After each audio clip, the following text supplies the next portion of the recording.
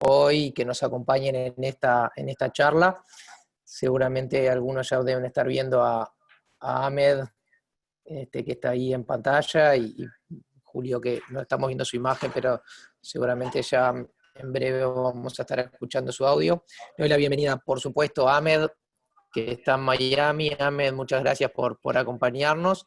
A Julio también, que está aquí en Montevideo, seguramente en algún rincón sufriendo los embates del ciclón. Esta charla le hemos puesto como nombre 6 meses que parecieron 6 años, porque el próximo viernes se cumplen casualmente 6 meses de la última vez que los invitamos a escuchar a Julio y Ahmed juntos.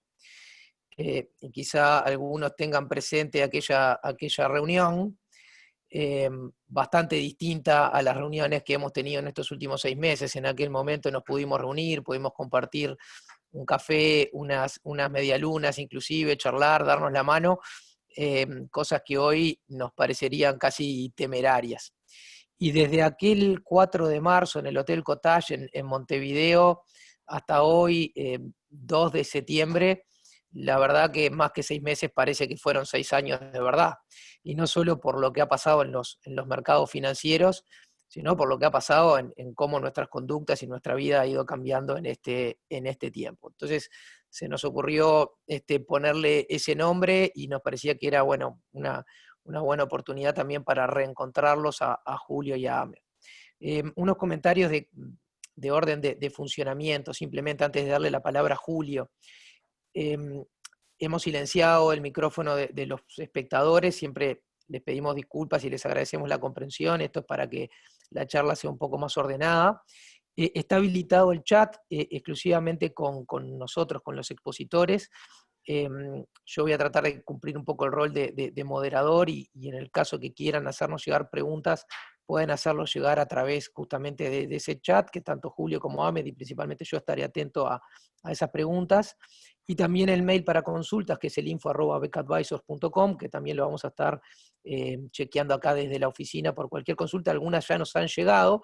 Habrá que ver si Julio y Ahmed durante la presentación contestan las preguntas de los que escribieron antes de la charla, y si no las trataremos al final. Así que, sin más introducción, le voy a dar la palabra a Julio en primer lugar para después cerrar con Ahmed. Así que, Julio, muchísimas gracias por acompañarnos y bueno, te escuchamos.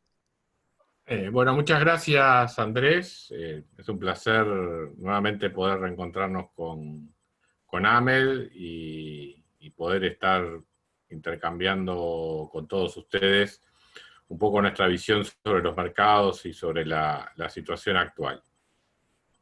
Te pido, Andrés, si me mostrás la primera lámina. Cuando la última vez que estuvimos con Ahmed, que era cuando el virus nos permitía viajar y estar físicamente en contacto con todo el mundo, en aquel momento mostraba, digamos, como problema nuevo la situación del coronavirus. En esa gráfica que está ahí a su izquierda, digamos, mostrando, esa fue una de las gráficas que utilicé en aquella presentación, donde se mostraba la irrupción del coronavirus y cómo había evolucionado en China, alcanzando un máximo de 5.000 casos diarios, según las estadísticas disponibles o que proporcionaba China en ese momento. Y ahí, sobre los primeros días de marzo, empezaba a insinuarse una nueva ola de casos en la medida que el virus empezaba a esparcirse hacia Europa fundamentalmente. Después justamente vinieron los casos en Italia y bueno, eventualmente al resto del mundo. En la gráfica de al lado pueden ver que lo que es eso, lo que era esa cantidad de casos en aquel momento, y lo que fue después, digamos, lo que nos parecía enorme cantidad de casos a comienzos de marzo, se transformó en esa ola enorme que vino en los meses siguientes. Primero, como le decía, en Europa, fundamentalmente concentrado en Italia, luego expandido también muy fuerte a España, eventualmente entrando en Estados Unidos, y ya una vez también en Estados Unidos, siendo no solamente de importancia en Nueva York, inicialmente, o en Nueva Jersey y en algunos otros estados, pero luego también, sobre todo a partir de la muerte de Floyd y las manifestaciones que se dieron junto con ello, una expansión de casos hacia la totalidad de Estados Unidos. Y a medida que también el virus crecía en Estados Unidos, pese a que se lograba contener en Europa, también empezaba a esparcirse en otras regiones, básicamente en Sudamérica, o eventualmente llegando a la India, donde por su población era uno de los casos donde uno podía prever mayor cantidad de contagios al comienzo de todo este proceso, pero que fue de alguna manera un lugar donde la entrada más fuerte del virus tardó un tiempo más en llegar. Hoy por hoy estamos en una situación del orden de los 250 en promedio, entre 250 y 260 mil casos diarios, básicamente amesetados allí, como lo ven en la gráfica de la derecha. Y si bien es cierto que un 60% de estos casos se explican por 3 países, que son Estados Unidos, Brasil y la India, hoy por hoy la India es donde hay una mayor cantidad de casos diarios, es un fenómeno que eventualmente está afectando, digamos, el funcionamiento a nivel mundial. Entonces, desde aquella charla, digamos, lo que nos pareció un fenómeno importante en aquella charla de marzo, ahí pueden ver en esa gráfica derecha que era apenas un indicio, digamos, de lo que vendría en los meses siguientes. ¿Cuáles fueron, de algún modo, las consecuencias de esto, desde el punto de vista económico? En aquel momento, cuando dimos aquella charla, uno podía pensar que el principal efecto, digamos, desde el punto de vista económico y en su reacción en los mercados, era una especie de apagón, digamos. Uno toma medidas para contener el virus, pero bueno, una vez contenido, eventualmente uno podía tener la esperanza de que se volvía rápidamente a la normalidad, y que eso eventualmente justamente también se reflejara en los mercados. Como vamos a ver, efectivamente, en parte eso se reflejó en los mercados, pero en la economía no ha sido tan así. Si vemos la lámina siguiente, aquí para poder ver las cosas con más proximidad, utilizo los Purchasing Management Index, que se calculan, digamos, como encuestas sobre expectativas empresariales, que recogen básicamente la opinión de empresarios sobre cómo van a ser sus ventas, sus compras, sus inversiones, su contratación de mano de obra en los próximos meses. Es un índice cualitativo.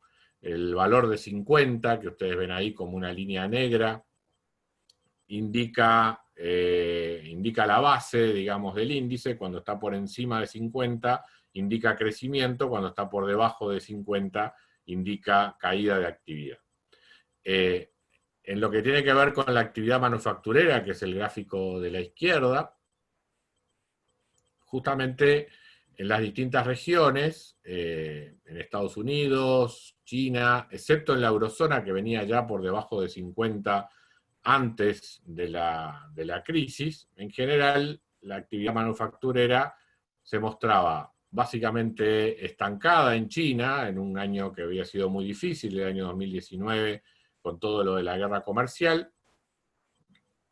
Y ahí ven ustedes la línea azul, que es la que corresponde a China, cómo se contrae fuertemente en febrero, en el momento en que aparece el virus en China, y luego se da una recuperación rápida hacia marzo. No quiere decir con esto que en marzo volviera a estar en el nivel de enero, porque recordemos, esto es un índice cualitativo. Lo que nos dice el mes de marzo, en el caso de China, es que China había empezado a crecer nuevamente, o sea que tuvo una fuerte caída de actividad en febrero y en marzo comenzó a crecer y siguió en ese proceso de crecimiento desde marzo en adelante, al punto de que algunas estimaciones preliminares sitúan el nivel de actividad manufacturera en China ahora en los comienzos del segundo en el segundo trimestre del año, ahí sí ya recuperando los niveles de comienzos de este año 2020.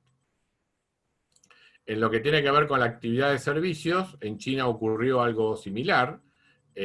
Tuvimos una muy fuerte contracción en el mes de febrero, pero ya también en el mes de marzo China había empezado a crecer otra vez y siguió haciéndolo de manera persistente durante los meses siguientes. O sea que para el caso de China, efectivamente, el virus implicó una suerte de apagón momentáneo, donde lo peor de la crisis de alguna manera se vivió en el medio del primer trimestre del año, y ya en el segundo trimestre del año comenzó a mostrar una recuperación y una tendencia que probablemente en el tercer trimestre del año China haya superado, digamos, los efectos negativos desde el punto de vista económico de esta crisis.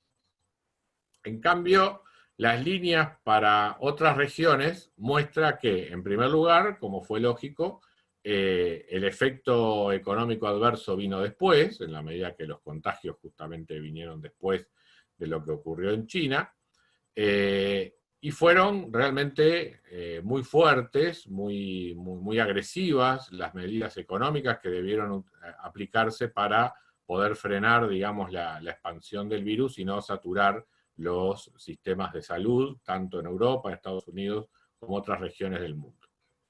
Y a diferencia de lo ocurrido en China, ustedes ven que tanto la línea verde que representa a Europa, como la línea anaranjada, que es la que representa a la anaranjada oscura, digamos, que es la que representa a Estados Unidos, no solamente tuvieron una fuerte caída en marzo, que fue cuando comenzó las medidas de contención, sino que la caída se profundizó aún más en abril, y en el mes de mayo, si bien el índice parece mostrar una recuperación, recordemos que estamos por debajo de 50, o sea que lo que muestra es que en mayo en realidad la actividad siguió cayendo en estas regiones, solo que a una menor tasa, y recién en junio, tanto en Estados Unidos como en Europa, empezó de alguna manera, a mostrarse cierta estabilidad en el nivel de actividad, o como que el fondo de la caída se habría obtenido recién en ese momento, y ahí sí, a partir de julio, estamos en valores positivos en materia de actividad, tanto en Estados Unidos como en Europa. Estados Unidos particularmente vigorosa la recuperación en el mes de agosto, Europa no tanto. En lo que tiene que ver con servicios, la pintura es esencialmente similar, o sea, la recuperación, la caída fue eventualmente más violenta, porque justamente los sectores de servicios fueron los más afectados por las medidas de proximidad tomadas, digamos, para contener la expansión del virus, pero de todas maneras, ya Estados Unidos también en el mes de agosto estaría mostrando unas perspectivas de crecimiento en el sector servicios bastante interesantes, no tanto en Europa, coincidiendo con algún rebrote en las situaciones de virus en algunos países en las últimas semanas. Después vamos a hablar un poquito más de nuestra perspectiva sobre qué lectura debemos hacer de los últimos datos económicos de Europa. Pero para finalizar con lo que nos muestra esta gráfica, tenemos también a nuestro vecino, a Brasil, que mostró algo similar en lo que tiene que ver con la industria manufacturera, o sea, una fuerte caída en los meses de marzo y abril. Luego también habría continuado la caída en mayo, pero en el caso de Brasil, la actividad manufacturera se habría recuperado ya con mucha más fuerza en los meses de julio y agosto. Sin embargo, en lo que tiene que ver con la actividad de servicio, dada la profundidad y la fuerza que todavía tiene el virus en Brasil, la cantidad de casos que se vienen dando diariamente, y cómo afecta al sector de servicios las medidas de separación, digamos, de aislamiento, hasta el mes de julio la actividad de servicios todavía no había superado la barrera de los 50, o sea que todavía seguía en caída. Mañana se va a conocer el dato de agosto y veremos si eventualmente Brasil en el mes de agosto llegó a estabilizar la actividad en materia de servicios o todavía sigue en términos de caída. Con lo cual, el PBI global, digamos, de Brasil, acumulando manufactura y servicios, es muy probable que también haya mostrado contracción, también esté mostrando contracción en el tercer trimestre del año. Tanto para Europa como Estados Unidos, lo que se espera es que en el tercer trimestre del año ya haya una recuperación. De todas maneras, y si vamos a la lámina siguiente, justamente la recuperación plena de la actividad económica ciertamente no va a ser un pestañazo, un apagón, como lo que uno con cierto optimismo pensaba allá por el mes de marzo, sino que va a ser algo bastante más serio. De hecho, si bien las proyecciones del Fondo Monetario Internacional para el año 2021 muestran un crecimiento del 5,4, que estaría recuperándose de una caída proyectada de 4,9 para el año 2020, ese resultado se explica fundamentalmente por China, ¿no? O sea, de acuerdo a las estimaciones del Fondo Monetario, China no caería en el año 2020, ¿sí? O sea, China tendría un crecimiento del 1%, justamente porque el grueso del efecto negativo del COVID se dio en el primer trimestre del año y ya después eso dio tiempo a que en promedio el año 2020 pudiera compensar, digamos, el efecto de la caída del primer trimestre. Y a su vez, sobre ese piso más sólido, tendríamos un crecimiento también ya importante para el año 2021 en el caso de China, que es el que explica fundamentalmente este crecimiento de 5,4 en la economía mundial. Si uno se fija para otras regiones y países importantes, la situación es totalmente distinta. O sea, las caídas en el nivel de actividad, tanto para Estados Unidos, la zona euro y el Reino Unido, están entre el 8 y 10% de caída para el año 2020, porque en la medida, aun cuando el piso, digamos, o la parte más adversa de este ciclo se haya producido en el segundo trimestre, de todas maneras la recuperación hacia el tercero y el cuarto no parece ser lo suficientemente fuerte como para que en promedio el año 2020 llegue a equipararse con el año 2019. Y si ustedes se fijan, la recuperación prevista hacia el año 2021 todavía no llega a compensar la caída esperada para el año 2020. O sea, que en el caso de las economías industrializadas, recién en el año 2022 estaríamos viendo un regreso al nivel de actividad previo al de la pandemia, y todo esto obviamente suponiendo que la pandemia esté bajo control y que no haya situaciones que fuercen a medidas de aislamiento agresivas como las que tuvimos entre marzo y junio, digamos, de este año. En Latinoamérica, tomando como ejemplo a Brasil y a México, la situación es similar. Ya en el caso de México venía complicado en el año 2019. Para el año 2020 se espera una caída de más del 10% en el nivel de actividad. De acuerdo a lo que estábamos mostrando recién, salvo que Brasil dé alguna sorpresa en materia de recuperación en el segundo semestre, la caída este año estaría siendo del orden del 9%, y los crecimientos en la actividad económica se proyectan como modestos, digamos, de cara al año 2021.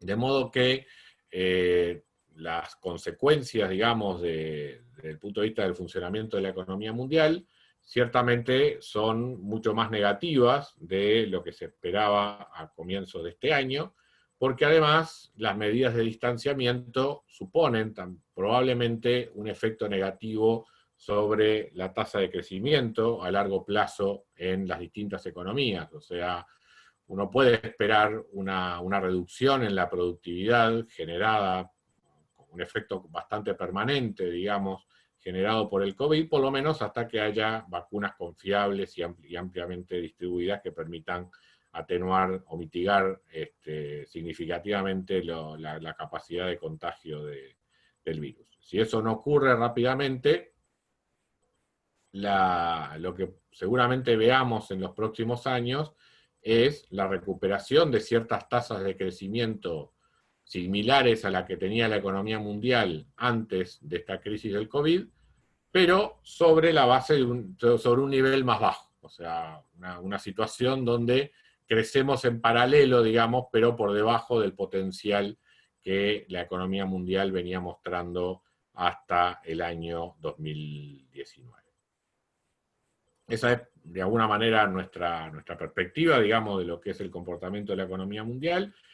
Y dentro de ello, bueno, aquí en estas proyecciones del Fondo Monetario ya de por sí se muestra una recuperación, o sea, un panorama no muy distinto en Europa respecto de Estados Unidos, pero de alguna manera el manejo de lo que fue la crisis del COVID le da un plus, digamos, de confianza a lo que pueda hacer Europa, y especialmente porque creo que el manejo de la crisis del COVID ha dejado de lado muchas especulaciones que había sobre el futuro de la zona euro. Yo creo que la respuesta política en Europa con respecto de la crisis del COVID fue mucho más firme que en el caso de Estados Unidos, obviamente era más complicado por una situación de año electoral.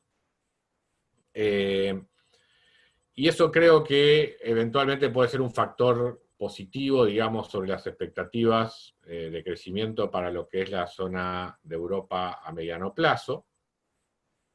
El dato de inflación que se observó en Europa en el mes de agosto ha generado alguna pérdida, digamos, de lo que era ese entusiasmo que había hace algunas semanas sobre la recuperación en Europa, pero creo que es una lectura que hay que hacerla con cuidado.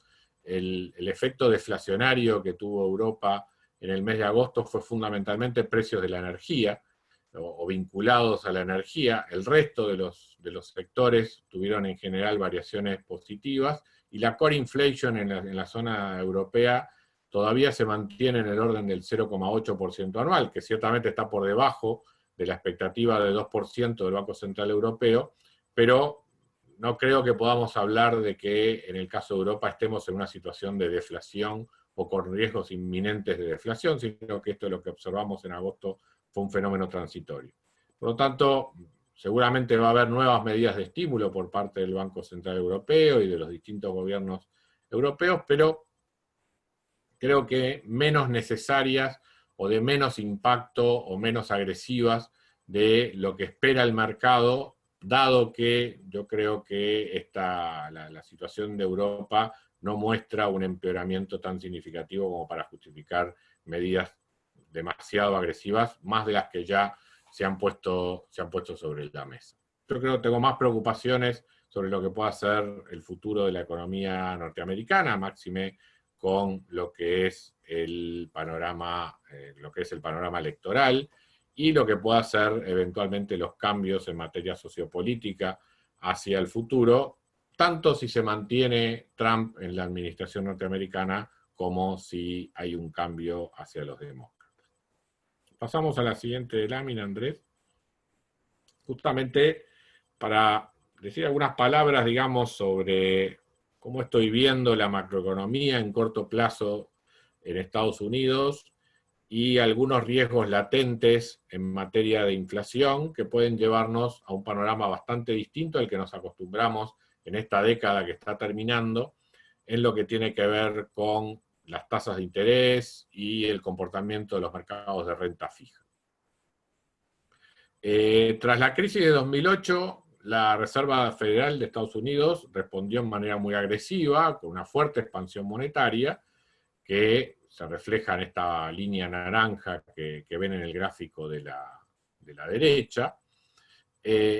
Pero esta expansión del balance del Banco Central no se vio reflejada en una expansión del mismo grado en lo que son los medios de pago. Digamos, si bien los pasivos de la Reserva Federal, que se duplicaron prácticamente entre el año 2009 y 2010, las tasas de crecimiento de los medios de pago se mantuvieron en general, hay que verlas en la escala de la derecha, en general se mantuvieron, o sea, por debajo del 20% y la mayor parte del tiempo incluso en torno del 10% y tendiendo a bajar hacia el 5% entre el año 2018 y 2019. Básicamente la crisis financiera requirió, digamos, de un fuerte shock de liquidez que debía ser absorbido por el sistema bancario y por lo tanto no se tradujo en incremento de medios de pago no deseados en poder del público y por lo tanto careció de presiones inflacionarias como las que normalmente en un libro de texto uno podía esperar a partir de una expansión del balance del Banco Central como la que se vio a fines de la primera década de este siglo. La situación en la actualidad y con el COVID, o sea, volvemos a tener un fuerte crecimiento del balance del Banco Central y de los pasivos monetarios de la Autoridad Monetaria Norteamericana, de la Reserva Federal, pero ahora, si bien hasta el mes de julio y comienzo de agosto, la base monetaria de la Reserva Federal venía creciendo a las tasas del 60%, de vuelta los medios de pago han crecido menos que lo que creció el balance del Banco Central, pero a una tasa significativamente mayor de lo que lo hizo a comienzos de esta década tras la crisis financiera de 2008. O sea, hoy por hoy estamos teniendo crecimientos de los medios de pago en Estados Unidos del orden del 20% anual, lo cual supone de alguna manera, una alerta de presión inflacionaria mirando hacia adelante, que de alguna forma se vio ratificada en la conferencia del presidente de la Reserva Federal, Jerome Powell, durante la semana pasada, en cuanto hacia un sesgo por parte de la Reserva Federal a admitir tasas de inflación superiores al 2% anual, que es su objetivo declarado, durante algún tiempo para compensar periodos en los cuales la tasa de inflación en Estados Unidos estuvo por debajo del 2.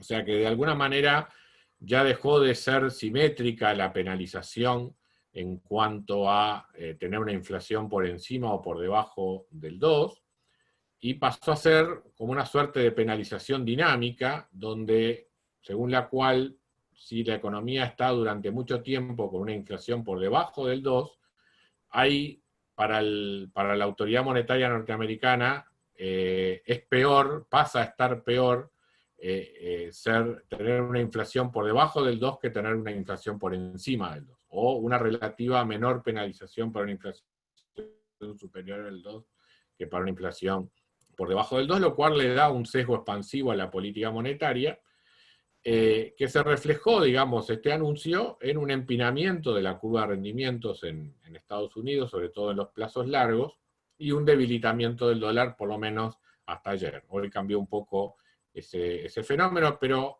parecería bastante razonable pensar que en este contexto el dólar pueda tender a debilitarse en algún grado, pueda mantenerse este debilitamiento del dólar en los próximos meses, cambiando de alguna manera este escenario de dólar fuerte que caracterizó la economía mundial en la segunda mitad de la década pasada.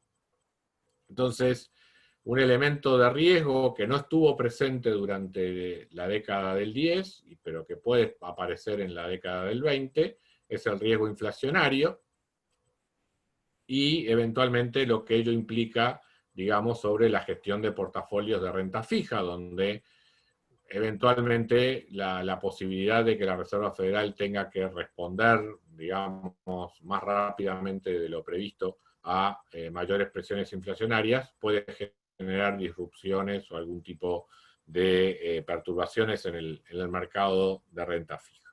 En lo que tiene que ver con la renta variable, y con esto voy a la última lámina, ciertamente todos estos estímulos, bueno, quedó un poquito oscura esta línea, pero todos estos estímulos permitieron, los estímulos fiscales y monetarios realizados por las autoridades norteamericanas, permitieron que la fuerte caída que tuvo el mercado de valores en el mes de marzo tuviera una paulatina pero firme recuperación hacia en los meses siguientes, de hecho, a tal punto que en lo que tiene que ver con el índice Standard & Poor's, hoy por hoy ya estamos por encima de los valores que se tenían antes de la crisis del COVID.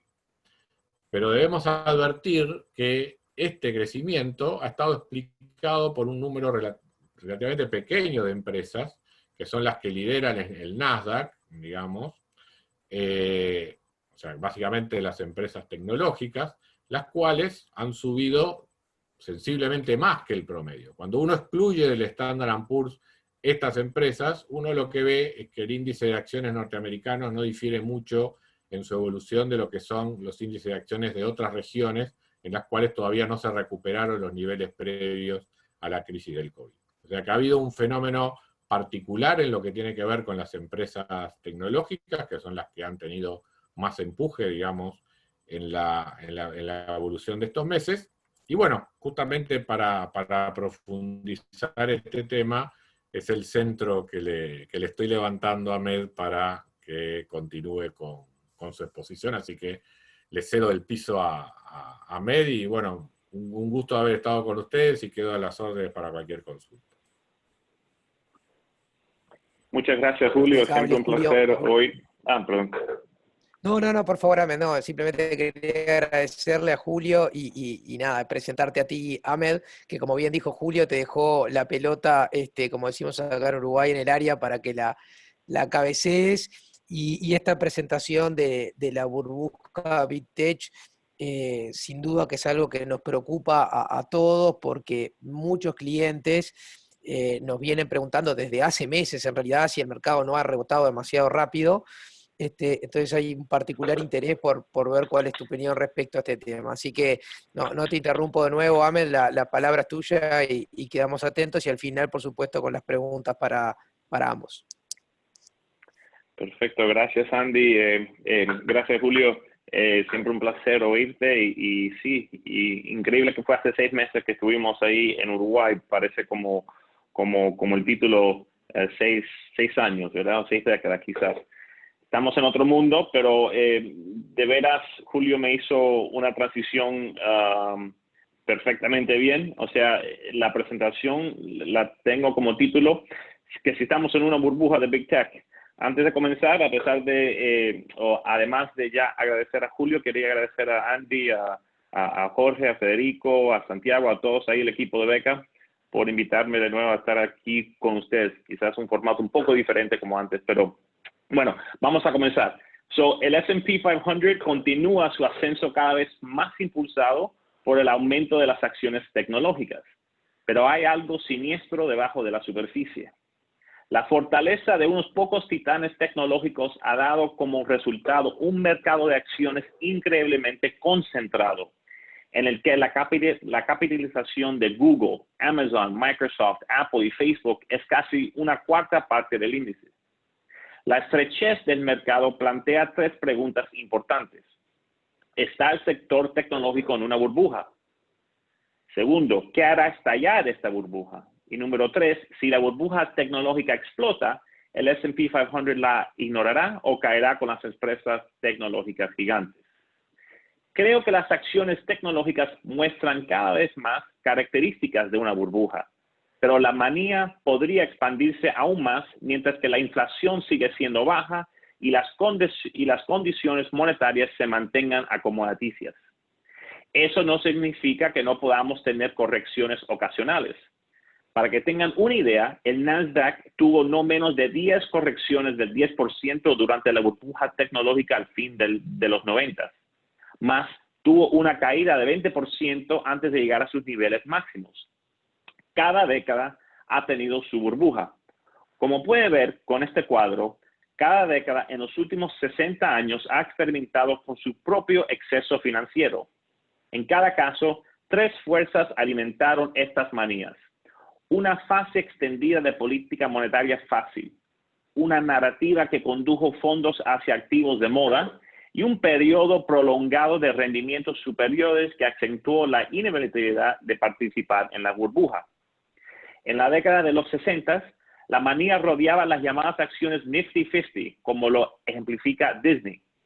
Los Nifty 50 eran compañías de gran capitalización con franquicias sólidas y un historial comprobado de crecimiento de dividendos.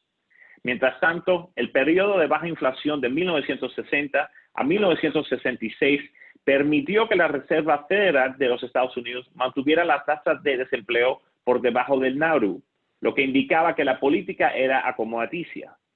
Cuando la inflación comenzó a aumentar en 1966, la Fed elevó las tasas de interés a 7.75% en 1973 y la burbuja se evaporó con la recesión que comenzó ese año. En la década de los 70, la manía involucraba metales preciosos como el oro y la plata. Los metales preciosos se beneficiaron de la caída del dólar en un 33%, el aumento de la inflación del 2.9% en 1970 a 14.7% en 1980 y la incapacidad de la Fed de adelantarse a la curva de inflación durante la mayor parte de la década. El entonces presidente de la Fed, Paul Volcker, estalló esta burbuja cuando aumentó las tasas de interés al 19% en 1981. Para acabar con la inflación, que también comenzó la recuperación del dólar de un 93% que culminó en 1985. En la década de los 80, la manía se centró en Japón. La economía japonesa experimentó una expansión milagrosa de posguerra, con un aumento del PIB real per cápita en una tasa de crecimiento promedio acumulativa del 7% entre 1945 y 1980. A mediados de la década de los 80, la creencia predominante era que las empresas japonesas dominaran todas las industrias.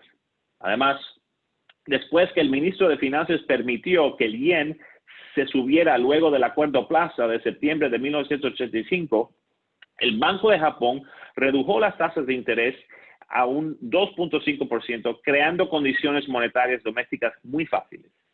Esta configuración de política laxa desencadenó un aumento en las valorizaciones de crédito y activos que impulsó el Nikkei 5 veces a final de la década y resultó en un aumento del 800-600% en el valor de los bancos japoneses. El Banco de Japón aumentó las tasas de interés a 3.5% entre 1987 y 1990. El mercado alcanzó su punto máximo en diciembre de 1989 y el Nikkei colapsó un 82% durante los próximos 19 años. Ahora los vamos a los 90. Ahí la burbuja era las acciones tecnológicas y el Nasdaq que capturaron la imaginación de los inversores.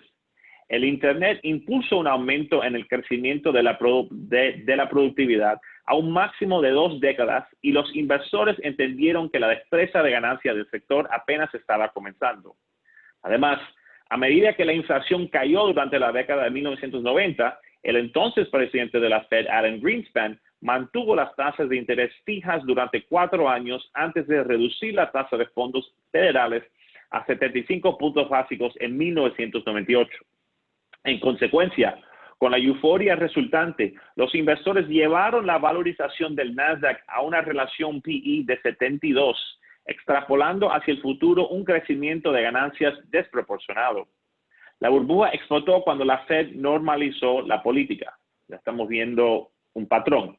En la década de 2000, la historia dominante fue el repunte imparable de la economía china, la rápida urbanización de la nación y la sed insaciable de mercancías. La falta de inversión en la extracción de productos básicos durante la década de los 90 exacerbó la recuperación de los recursos naturales. La fácil política de la Fed implementada a raíz del colapso tecnológico del 2000 al 2003 y la caída del 40% del dólar entre 2002 y 2008 se sumaron a la mezcla alcista a favor de recursos naturales. Los índices de materias primas aumentaron y el mineral de hierro, que deriva una gran parte de la demanda de la construcción en China, aumentó 12 veces entre 2000 y 2011. El aumento en el amplio dólar ponderado por el comercio, que comenzó en 2011, junto con una desaceleración en el crecimiento chino iniciado en el 2010, finalmente anuló las materias primas. Está a punto de que la burbuja tecnológica llegue a su fin. Históricamente, las burbujas a menudo abortan al final de la década en que se materializan. ¿La manía en curso sufrirá el mismo destino que sus predecesores? Por ahora, los pilares de la burbuja tecnológica permanecen intactos. Como muestra este siguiente gráfico. Gracias.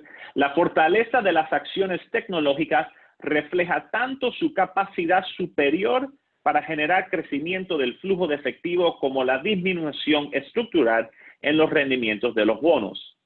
Es fácil entender por qué un crecimiento superior del flujo de efectivo daría como resultado un sólido desempeño tecnológico, pero el papel de los rendimientos más bajos no es obvio. Las acciones tecnológicas derivan una gran proporción de su valor intrínseco de las ganancias diferidas a largo plazo y el valor terminal de sus flujos de efectivo.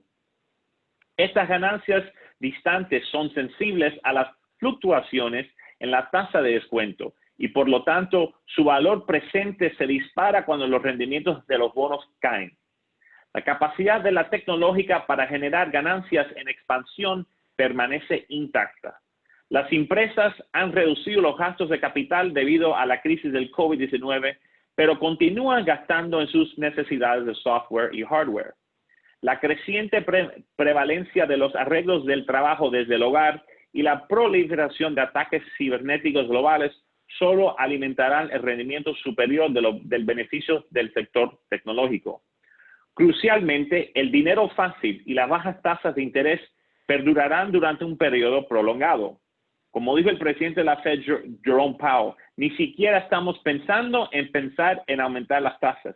Y como Julio comentó en su presentación hace unos minutos, el movimiento del Fed es cada día a un régimen más y más acomodaticio, que es lo que se llama el average inflation targeting. En última instancia, mucho dependerá de la inflación porque el sector tecnológico odia la inflación. El modelo comercial de tech está optimizado para condiciones deflacionarias, especialmente cuando se compara con otras industrias cíclicas. Además, el aumento de la inflación ejerce una presión al alza sobre las tasas de interés y, en última instancia, requiere mayores tasas de interés reales para controlar el aumento acelerado del CPI. La subida de los tipos de interés reales perjudica desproporcionadamente las existencias de crecimiento debido a su mayor sensibilidad a los tipos de descuento.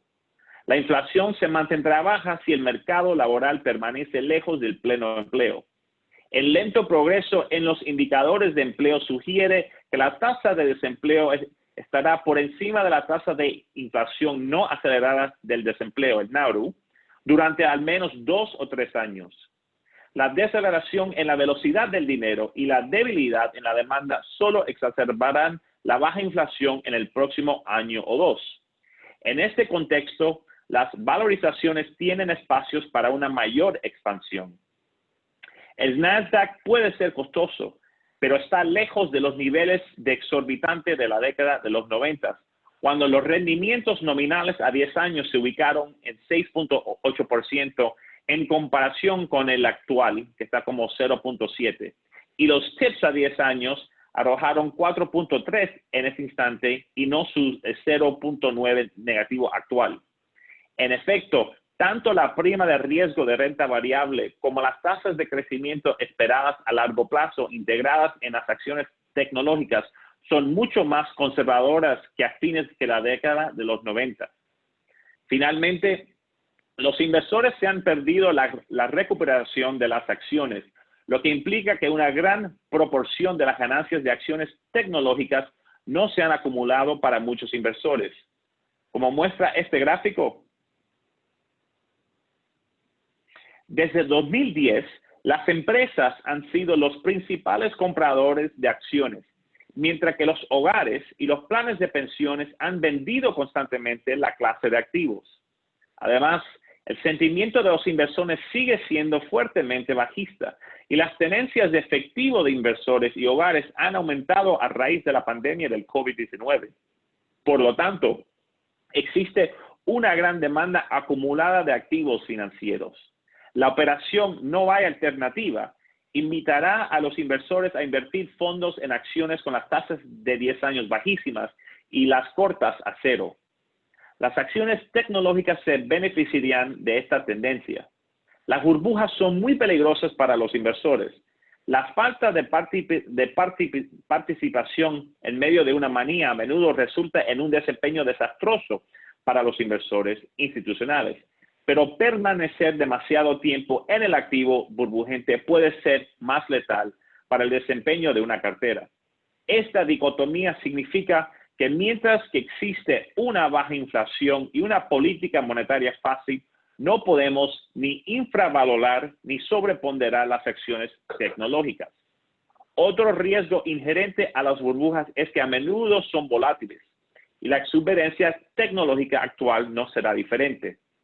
Como mencioné antes, en la segunda mitad de la década de los 90, el Nasdaq experimentó 10 correcciones del 10% o más y cayó al más del 20% en 1998 antes de saltar a nuevos máximos.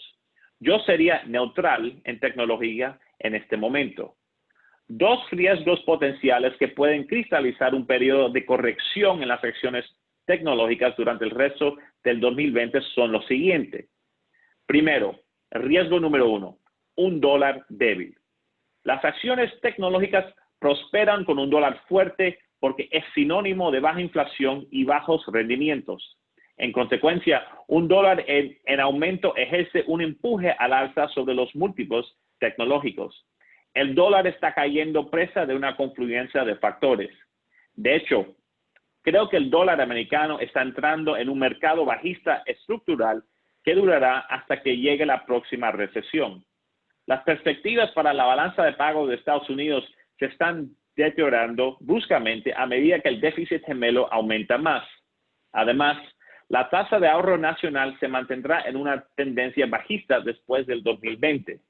El déficit fiscal de Estados Unidos se reducirá desde su nivel actual de al menos el 18% del PIB, pero no volverá durante muchos años al 4.6% del PIB que prevaleció en el 2019. La tasa de desempleo se mantendrá por encima de Nauru durante al menos 2 o 3 años y el votante promedio favorece cada vez más el populismo económico. Esas dos fuerzas generarán altos niveles de gasto. Una balanza de pagos deficiente no sería un obstáculo para el dólar si las tasas de interés reales de los Estados Unidos fueran altas y los inversores extranjeros tuvieran confianza en la economía de los Estados Unidos, pero ninguna de estas condiciones existe.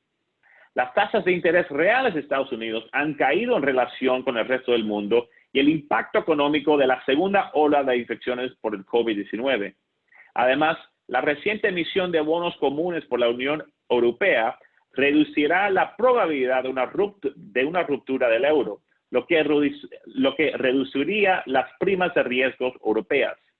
Este desarrollo es muy positivo para el euro, que podría moverse rápidamente hacia la zona de 1.20 a 1.25.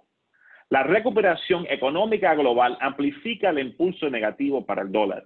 A menudo hemos argumentado que el dólar es una moneda contracíclica. Por lo tanto, el reciente aumento en el estímulo chino y las perspectivas positivas para el ciclo industrial global son un mal augurio para el dólar estadounidense. Además, un dólar débil puede desencadenar un ciclo de retroalimentación que sobrealimenta el crecimiento global. Según el Banco de Pagos Internacionales, los emisores extranjeros han emitido entre 12 y 14 trillones de bonos denominados en dólares. Un dólar débil disminuiría el costo de servicio de esta deuda y aliviará las condiciones financieras mundiales, lo que impulsaría la perspectiva económica mundial. La perspectiva optimista alimentaría aún más la habilidad del dólar y apuntalaría su comportamiento de impulso. Los flujos internacionales cambiantes crean el último gran obstáculo para el dólar estadounidense. La repatriación de fondos por parte de agentes económicos de Estados Unidos ha sido un motor crítico del dólar desde el 2014. Ahora que el efecto de los recortes de impuestos ha pasado, las repatriaciones están disminuyendo desde su pico del 2019. Vamos a la próxima gráfica, por favor. Como lo demuestra este gráfico, el apetito de los inversores extranjeros por los activos en dólares no está volviendo, especialmente a medida que los flujos hacia los bonos del Tesoro colapsan. El reciente repunte del dólar corre el riesgo de una pausa a corto plazo. No obstante, la lista de factores bajistas del dólar indicados anteriormente sugiere que cualquier repunte en el dólar sería temporal. Ahora vamos al segundo riesgo de corrección, que son las próximas elecciones presidenciales en Estados Unidos. Las elecciones estadounidenses también crean un grave riesgo para las acciones tecnológicas. El índice de aprobación del presidente Trump sigue hecho trizas a pesar del vigoroso repunte de las acciones desde el 23 de marzo. Como se muestra en el siguiente cuadro, su apoyo en esta etapa de ciclo presidencial claramente rezaga la de los presidentes anteriores que terminaron siendo reelegidos. Comenzamos el año pensando que Trump tenía un camino claro hacia la reelección, pero su manejo de la pandemia y sus respuestas más importantes a los disturbios sociales en Estados Unidos han causado mucho daño político. En consecuencia, hoy día pensamos que Biden es el ligero favorito para ganar la presidencia. No creamos que es tan cierto como algunos en los periódicos han dicho, pero sí pienso que es el ligero favorito. Si le tuviera que poner un número en este momento, se lo pusiera a 55%. Esto crea dos problemas para los inversores. Cuando está acorralado, el presidente Trump a menudo arremete contra las economías extranjeras, lo que lleva a tensiones geopolíticas. La retórica hacia China probablemente empeorará en los próximos 3 meses, lo que aumenta la posibilidad de una nueva etapa en la guerra comercial entre Estados Unidos y China, con efectos negativos para las empresas tecnológicas que extraen el 58% de sus ingresos del exterior. Además, Joe Biden se hace con la presidencia, el Senado se tornará demócrata. Es probable que los demócratas reviertan los recortes de impuestos corporativos de Trump, lo que perjudicaría a todas las acciones y provocaría cierta liquidación en las tenencias de tecnología. La industria tecnológica sigue siendo un objetivo atractivo para la ira populista debido a sus amplios márgenes de ganancias y su elevada concentración y poder del mercado. Durante el periodo previo al 3 de noviembre, se recordará a los inversores que los políticos de ambos lados del pasillo quieren regular la tecnología. Los inversores deberían aumentar la prima de riesgo de capital para el sector a medida que estas voces se hagan más fuertes. Ahora, la pregunta se convierte en cuáles son las implicaciones de todo esto para el mercado más amplio y las diversas clases de activos. Perdón. Creo que la fortaleza del sector tecnológico se pondrá a prueba en los próximos 2 trimestres, pero especialmente antes de la elección, lo más probable. Cualquier interrupción a corto plazo de la manía provocada por los 2 riesgos que acabo de discutir provocará una corrección en el S&P 500 porque el sector tecnológico en total representa el 40% de la capitalización del mercado del índice. Sin sus 5 componentes más grandes, o sea, Apple, Microsoft, Amazon, Google y Facebook, el S&P 500 habría aumentado solo un 23% en los últimos 5 años, en lugar de su rendimiento actual del 54%. El próximo gráfico, por favor. Este gráfico muestra el rendimiento del mercado con y sin los sin los 5 mejores. Para agregar color a esos números, estos 5 titanes tecnológicos han agregado 4.8 trillones a la capitalización del mercado del S&P 500, contra 3.8 trillones agregados por las siguientes 495 compañías. Cualquier interrupción a corto plazo de la manía provocaría una corrección en el S&P 500, en mi opinión. A pesar de este riesgo, seguimos anticipando que el S&P 500 encontrará un piso entre 3.200 y 3.300. Algunos factores cruciales apuntalan las acciones. Número 1, la política monetaria global sigue siendo extraordinariamente acomodaticia. Número 2, China está estimulando su economía agresivamente. Número 3, Washington no permitiría que un gran precipicio fiscal destruya la recuperación antes de las elecciones presidenciales. Y el dólar más débil tiene un impacto reflacionario en la actividad económica mundial. Además, todavía esperamos que la segunda ola del COVID-19 sea menos mortal que la primera y resulte en bloques mucho más limitados en comparación con marzo y abril. Próximo gráfico, por favor. Como muestra este gráfico, esta segunda ola se ve muy diferente a la primera en términos de hospitalizaciones y muertes porque la edad promedio de las personas infectadas es más joven. Mi postura neutral sobre la tecnológica sigue siendo apropiada incluso después de tener en cuenta la dinámica a corto plazo discutida anteriormente. La ausencia de presiones inflacionarias en los próximos 2 años más o menos y la posición de los bancos centrales mundiales de que mantendrán condiciones monetarias flexibles hasta que la inflación haya superado su objetivo del 2%, indica que las condiciones persistan para una manía tecnológica en expansión. El dólar se debilitaría aún más en los próximos 12 meses. La reducción de los diferenciales de las tasas de interés, la reactivación del crecimiento global y el impulso deteriorado y las valorizaciones costosas no son un buen augurio para el dólar. Sin embargo, es poco probable que la debilidad del dólar dure más de 12 a 18 meses porque Estados Unidos todavía posee una tasa de crecimiento de tendencia más alta que el resto del G10 y tiene una tasa de interés neutral más alta. Las acciones globales en general y las acciones no estadounidenses en particular tienden a tener buenos resultados en un entorno de dólares débil. Las acciones de pequeña capitalización y valor también tienden a tener un rendimiento superior cuando el dólar se debilita. Para navegar por lo que seguiría siendo un mercado sin tendencia pero volátil hasta las elecciones presidenciales, seguimos favoreciendo las transacciones que apuestan a la recuperación económica mundial. Las tasas de equilibrio de la inflación pueden continuar aumentando, lo que ayudaría a impulsar aún más los precios del oro y las materias primas. Las crecientes expectativas de inflación también crearán algunos riesgos al alza a corto plazo para los rendimientos nominales de los bonos soberanos en el mundo desarrollado. Los bancos comerciales están acumulando rápidamente valores en sus balances, lo que está creando mucha liquidez. Los bancos han podido aumentar su valor en libros a pesar de las generosas provisiones para pérdidas crediticias. Por lo tanto, podrían transformar esa liquidez en préstamos cuando la perspectiva económica se aclare lo suficiente como para aliviar los estándares crediticios. Los rendimientos de los bonos soberanos anticiparán este movimiento. Los bancos centrales quieren mantener condiciones monetarias flexibles, pero hay un límite en cuanto a la inyección adicional que tolerarán a medida que la economía se recupere y el apoyo fiscal siga siendo generoso.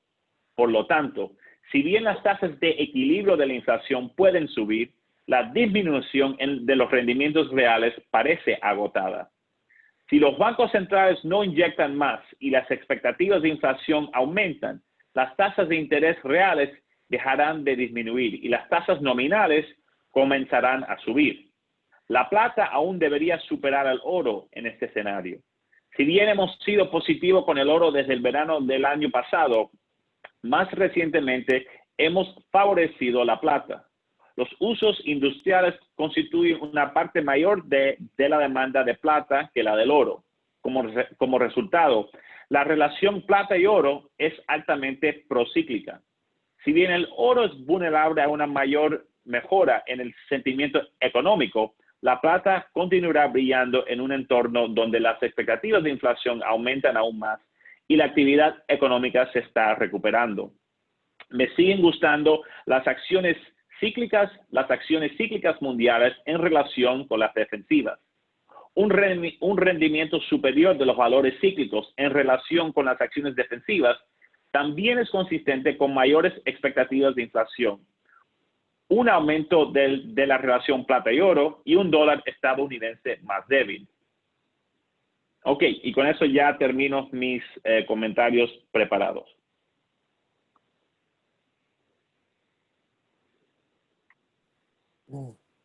Clarísimo, Ahmed. Muchísimas gracias por, creo que te adelantaste inclusive a contestar muchas de las preguntas. Déjame hacerte una pregunta personal, digamos, específica respecto a tu posición neutral en tecnológicas. Creo que es claro que vos no estás viendo la burbuja como algo inminente, lo dijiste varias veces.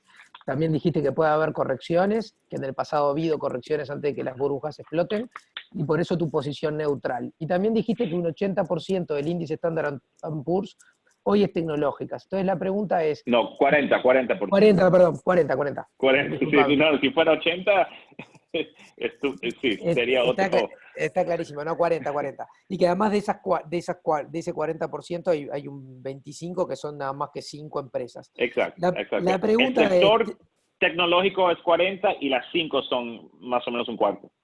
Un cuarto, perfecto. ¿Tener el índice hoy respeta esa posición neutral que tú sugerís? ¿O tener el índice hoy, digamos que nos sobreexpone al sector? Sí, la razón porque, o sea, en mi opinión, el mercado está listo, estamos al punto de tener una corrección. Lo único que necesitamos es un trigger, ¿verdad? Un catalyst, que puede ser algunas de las cosas que he dicho. Yo espero una corrección, por lo menos una antes de la elección, pero seguro en los próximos 2 trimestres. Pero yo a la misma vez también estoy cada vez más convencido que el 23 de marzo comenzamos un nuevo bull market, lo cual, por ejemplo, en nuestros portafolios, nosotros tenemos dos posiciones cuando pensamos que estamos en un bull market o cuando no estamos en recesión, ¿verdad? O estamos neutral o bullish, nunca bearish, ¿verdad? Porque sabemos que el impulso del mercado va a ser de esta forma, so que queremos estar más o menos en esa tendencia. Y repasame, perdóname para pasar en limpio. ¿Para ti el índice es un buen lugar para estar o no? Esa parte no lo sí, bueno, pero por eso yo creo que la forma más inteligente quizás de ahora, o menos riesgosa, vamos a ponerlo, no más inteligente, menos riesgosa de esta forma, es moverse a sectores que no técnicos. Por ejemplo, si tienen demasiado tecnología en sus carteras, quiten un poco de exposición a esos sectores y compren sectores más cíclicos, ¿verdad? Compran sectores que están más atados al cíclico global que estamos viendo que está en su infancia. Perfecto. Voy a tirar algunas preguntas capaz, y ustedes, Julio, capaz que te puedes activar el audio y se van coordinando ahí con Ahmed. Una pregunta que nos llegó hoy temprano es, ¿cómo se explica esa aparente desconexión entre los mercados y la economía? Lo que muchos analistas hablan entre Wall Street y Main Street. Y si es que la hay, en realidad, a juicio de ustedes, porque claramente el mercado ha rebotado en la V, la famosa discusión si cómo iba a ser el rebote, y quizás la economía no tanto. ¿Qué opinión les merece eso? Yo personalmente creo que, o sea, si uno saca las acciones tecnológicas, un poco como lo que mostramos tanto Ahmed como yo, si uno saca las acciones tecnológicas, uno ve que todavía los índices accionarios no están en la situación previa al COVID, o sea que todavía hay un impacto remanente. Y la otra cuestión es que normalmente los mercados miran hacia el futuro y las estadísticas económicas miran hacia el pasado. O sea, lo que está reflejado en el mercado accionario es un poco lo que va a ser el comportamiento de la economía más allá del año 2020, mientras que lo que uno ve en las cifras económicas que trabaja cada día es la situación actual, que justamente lo que muestra es mucho desempleo, caída de consumo, caída de actividad y demás. O sea que yo no diría que hay tanta diferencia, digamos, entre economía y mercados, cuando uno corrige, digamos, por lo que han sido los fenómenos de algunos sectores en particular, y de lo que es naturalmente la distinta visión hacia adelante en el caso de los mercados y hacia atrás por el lado de las estadísticas económicas. Sí, estoy totalmente de acuerdo con Julio, con ese sentimiento. O sea, el mercado cuando le quitas esas 5 acciones no ha aumentado tanto, en verdad. Si uno lo ve, las acciones tecnológicas interesantemente se han convertido en nombres defensivos, ¿verdad? Porque son las compañías que están ganando dinero cuando estamos en un lockdown, ¿verdad? Piénsenlo de esta forma. Amazon, para que tengan idea, en el segundo trimestre del año pasado, Amazon tuvo ganancias de $60 billones. Este segundo trimestre, cuando comenzamos justamente los lockdowns, estábamos ahí, Amazon ganó $90 billones. O sea, estamos hablando de un crecimiento de más del 40% de un año en año, en pleno de una recesión fuertísima, ¿verdad? Estas compañías se han convertido en nombres defensivos. Mientras que la economía global se abra más y regresamos a un estado más normal, yo creo que ellos van a tener, el impulso va a ir en contra de ellos, ¿verdad? Y se van a ir, por eso es que digo las acciones más cíclicas, y cuando digo las acciones más cíclicas, estoy hablando todo lo que es industrial, consumer discretionary, ¿verdad? Luxury brands, esas son las que se deberían beneficiar más, mientras que regresamos a un plano económico más normal. Y estaba buenísimo que hiciste esa pequeña descripción o detalle de las acciones cíclicas porque era una de las preguntas que habíamos recibido. Y dicho sea de paso, agradecer que están llegando una cantidad de preguntas, probablemente no todas, vamos a poder cubrirlas. Una que me parece interesante es respecto al riesgo de stagflation o estanflación, digamos. Perdón, Andy, no te estoy oyendo. A ver, ahora Julio, si tú me escuchás. Yo te escucho. Ahora sí, perdón. Perfecto. Bien, bien. No, te decía, no, por favor, que una pregunta refiere a la stagflation. ¿Qué riesgo ven de esta inflación, es decir, de inflación con caída en crecimiento? ¿Y qué activo se comportaría mejor si ese contexto se diera? ¿Algún comentario al respecto de eso? No sé, tú, Ahmed. Julio, O sea, no lo veo, pero...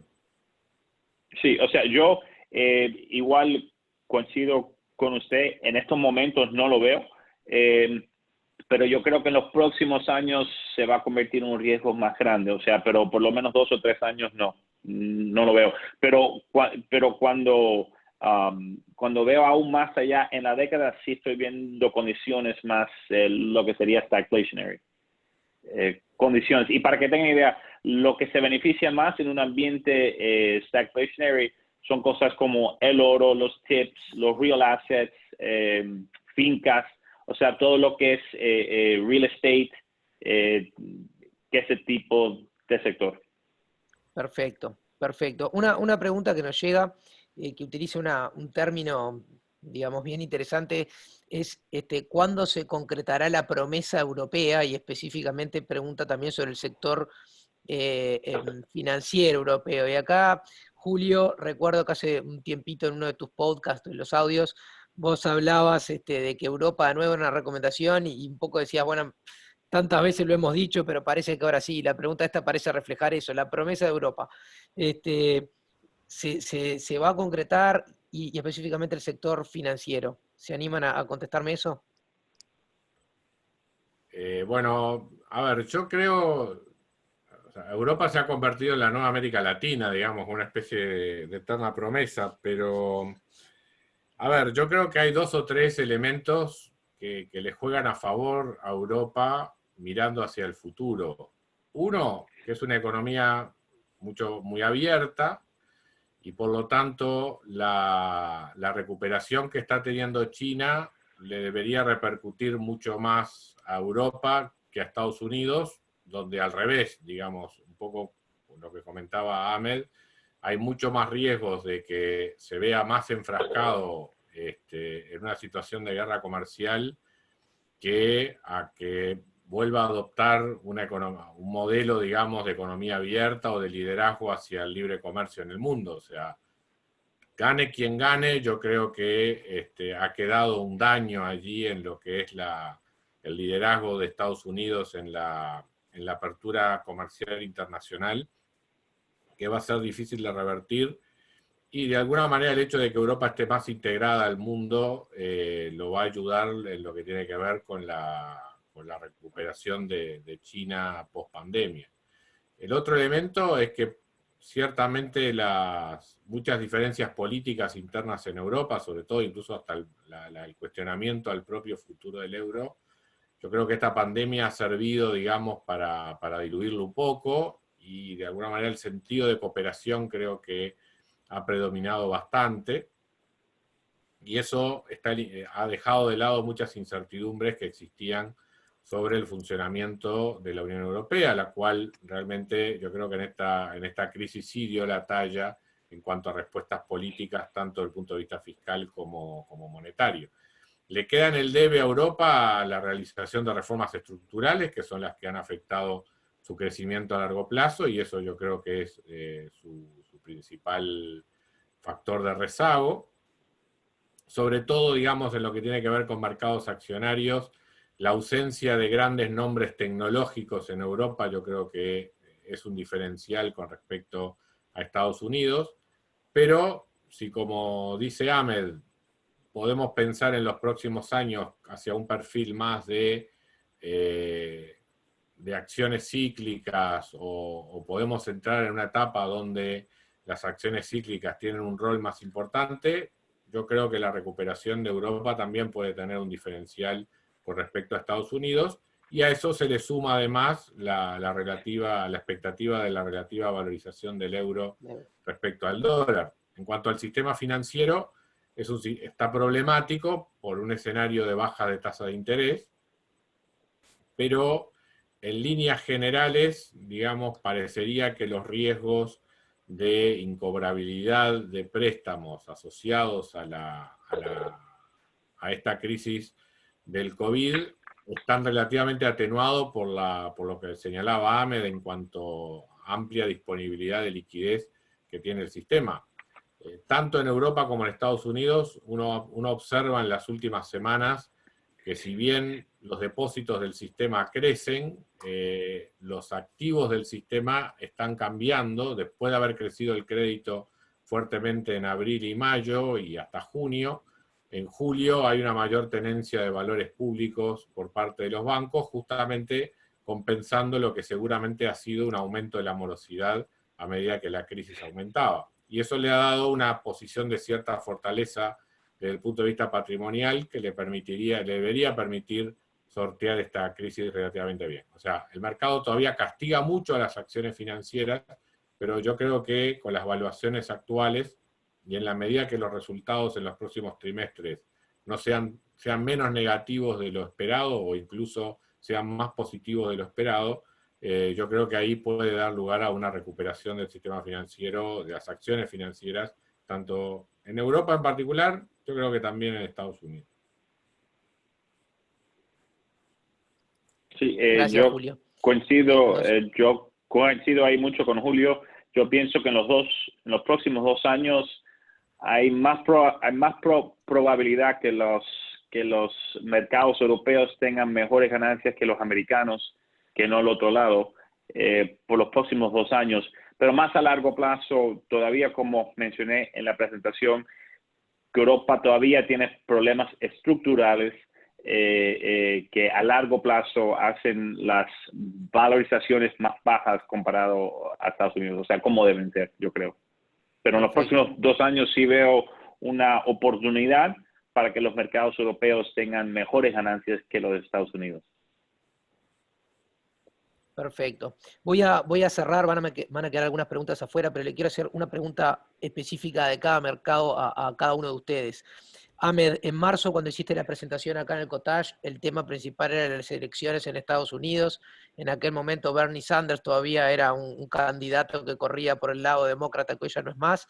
Y acá uno de los participantes nos pregunta, a tu juicio, cuáles serían, él dice las 3 diferencias, pero si no son 3, las principales diferencias económicas o financieras más notables de la propuesta republicana y la demócrata. Si brevemente nos podés contar eso, que nosotros capaz no estamos tan empapados de ese tema. Y después, Sí, Julio, te voy a hacer una pregunta respecto a Uruguay a ti, pero Ahmed, ¿nos podrías explicar o comentar brevemente eso?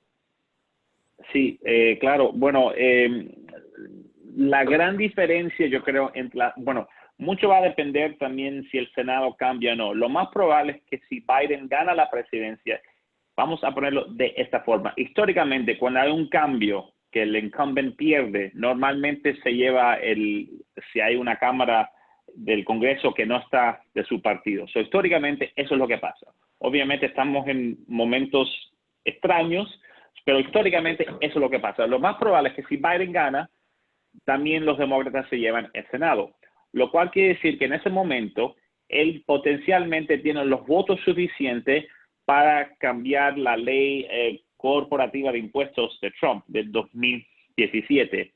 Yo he hecho un cálculo de esos números por lo que he visto de Biden y eso le quitará entre 10 y 15 dólares al forward EPS guidance del S&P 500, lo cual quiere decir que en este momento, los 2021 estimates para el EPS están a 165 dólares, con un múltiplo más o menos de 21 o 22, ¿verdad?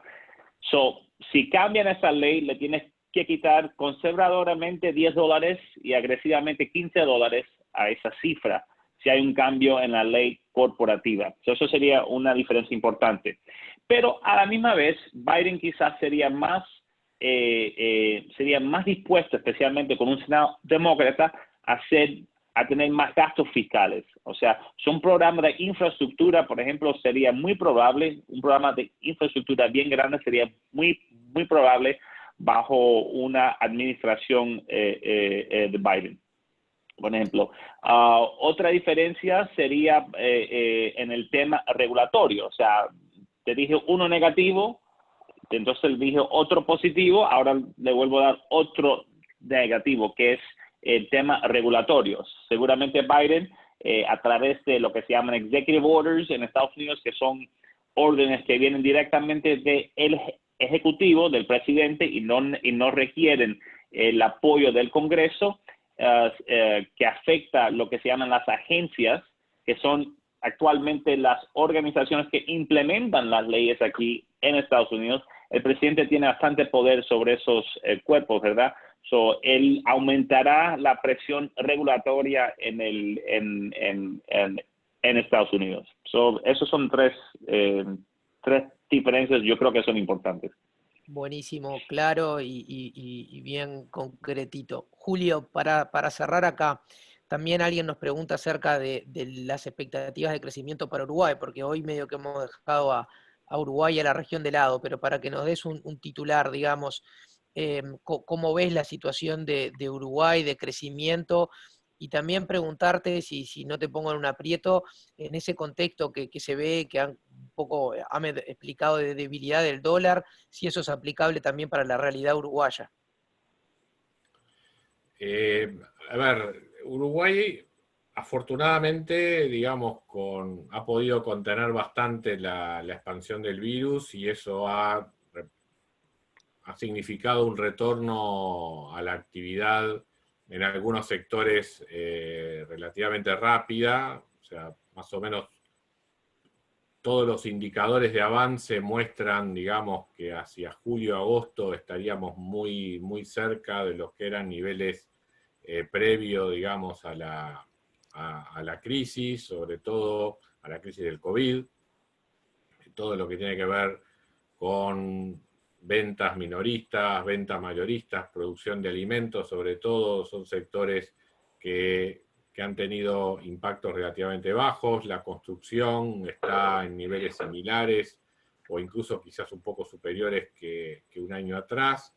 O sea, hay muchos sectores de actividad, o sea, la venta de combustibles, digamos, que es otro indicador que uno toma, está un poco por debajo, pero ya ha cerrado bastante la brecha que se había generado entre los meses de abril y mayo. O sea, todo parece indicar que lo peor de la crisis en Uruguay ocurrió en el segundo trimestre, se concentró sobre todo en el mes de abril, en mayo se comenzó a salir, con lo cual podríamos tener, digamos, un relativamente buen tercer trimestre y cerrar el año con una recesión importante, digamos, pero comparativamente baja a la que han tenido otros países, en el orden entre un 3 y un 4%, yo espero que más cerca del 3 que del 4. Y con ese punto de partida, sobre todo sobre el cuarto trimestre, uno debería esperar un buen año 2021 con relación al año 2020, con crecimientos superiores al 4. ¿Qué es lo que complica ese escenario? Que Argentina seguramente prolongue su situación de recesión hacia el tercer trimestre, dadas las medidas de distanciamiento y el mantenimiento de la cuarentena, y el riesgo que además la situación sanitaria tiene en Argentina para lo que es la temporada turística en Uruguay, que en este contexto regional se presenta como bastante negativa. Entonces, yo creo que ese va a ser el factor que de alguna manera va a impedir una recuperación más vigorosa de Uruguay en el año 2021, que va a quedar muy dependiente del mercado interno, o sea, con gente que viaja menos al exterior, que gasta más domésticamente, pero recordemos que el turismo tiene un saldo positivo para Uruguay, o sea que lo que dejen de gastar los uruguayos en el exterior va a ser menos que lo que dejan de gastar los vecinos en Uruguay, por lo tanto el impacto neto sería negativo, y eso eventualmente sí se puede compensar con un tipo de cambio más competitivo fuera de la región que le permita a Uruguay crecer, digamos, fuera de la región con el sector exportador, y en la medida que eso pueda compensar, digamos, moderadamente el impacto negativo del turismo. Entonces, con ese balance de cosas, yo creo que Uruguay puede caer, como dije, entre un 3 y un 4, espero que más cerca de un 3 en el año 2020, y algo más cercano al 4% de crecimiento en el año 2021, dependiendo, ya les digo, cómo es la situación regional. El panorama de Argentina es bastante complicado. Brasil no es tan malo, o sea, por lo menos tiene reglas de juego más normales. Hay que ver si también la evolución de la pandemia permite una recuperación de la actividad interna, que ahí debería terminar por cerrar la recuperación de Brasil, que también yo la veo un poquito demorada, digamos, hacia más finalizado el tercer trimestre que en el caso de otras regiones que ya en el segundo trimestre muestran crecimiento. Perfecto, Julio. Buenísimo. Les agradezco nuevamente a ambos, ya nos hemos pasado de la hora. Yo igual les agradezco a todos los que han participado. Hemos tenido más de 80 personas que acompañaron la charla. Para nosotros eso es un gusto. Así que bueno, Ahmed, muchísimas gracias por estar siempre al lado nuestro y a disposición. Julio, ni que hablar, a ti también. Muchísimas gracias por tu tiempo en estos momentos que además también has tenido una actividad bastante intensa. Y bueno, en nombre de todo el equipo de Beca, todos los que estuvieron presentes, seguimos conectados. Ya saben que semanalmente están los podcasts con los comentarios de Julio y por supuesto también con los comentarios de Ahmed cuando los tenemos disponibles. Así que a todos muchísimas gracias y un buen fin de jornada. Hasta la próxima. Gracias a todos. Chao. Hasta luego, gracias a todos, un placer. Hasta luego, Julio. Ahmed, un gusto, nos vemos. Nos vemos. Chao, Andy. Chao, chao.